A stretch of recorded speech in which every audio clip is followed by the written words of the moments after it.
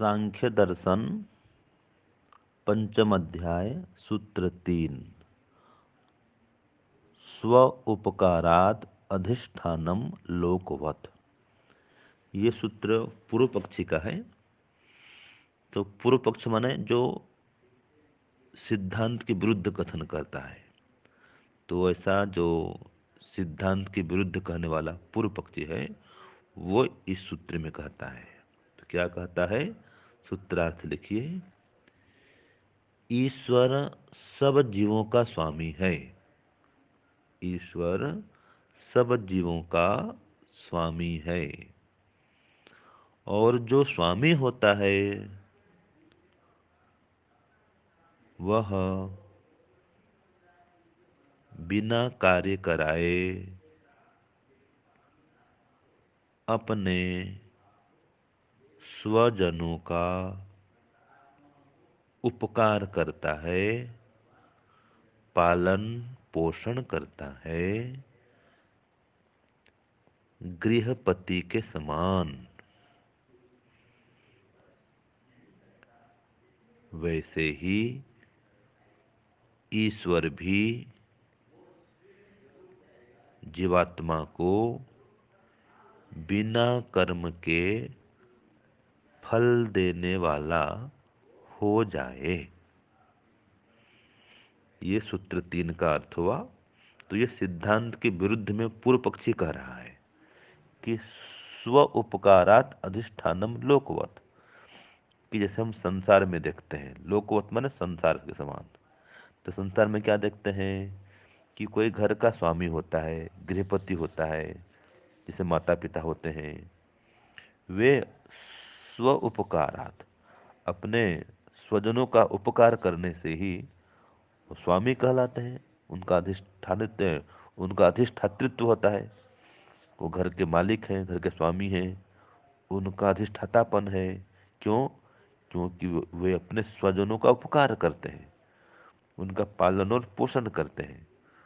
तो जैसे घर का स्वामी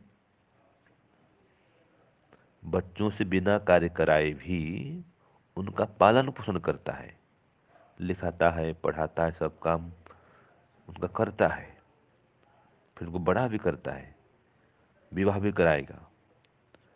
वो घर का स्वामी है, पिता है, तो बच्चों का पालन पोषण करता है, उनको लिखाता पढ़ाता है, विवाह कराता है और उनका उपकार करता है।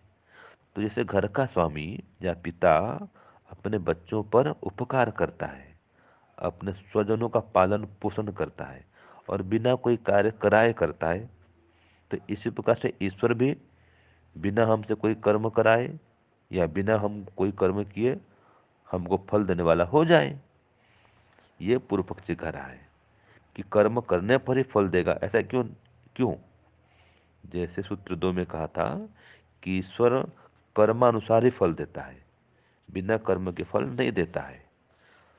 तो फल देने में कर्म ही आधार है। ये सूत्र 2 में हमने पढ़ा था। तो यहाँ पर कहा नहीं नहीं, बिना कर्म की भी फल देना चाहिए। जैसे घर का पिता होता है, स्वामी होता है, वो बच्चों से बिना कार्य कराए भी बिना कर्म के ही उनको फल देता है। इस प्रकार से ईश्वर भी हमें बिना कर्म के फल देने वाला हो जाए, ऐसा ये पूर्व पक्ष कर रहा है।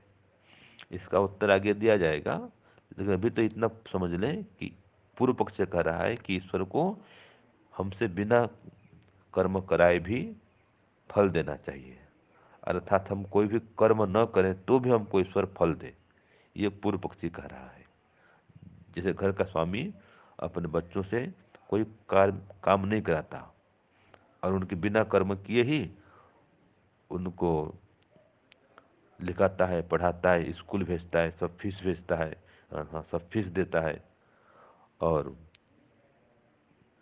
बड़ा करके उनका विवाह भी कराता है। इस प्रकार अपने बच्चों पर उपकार करता है।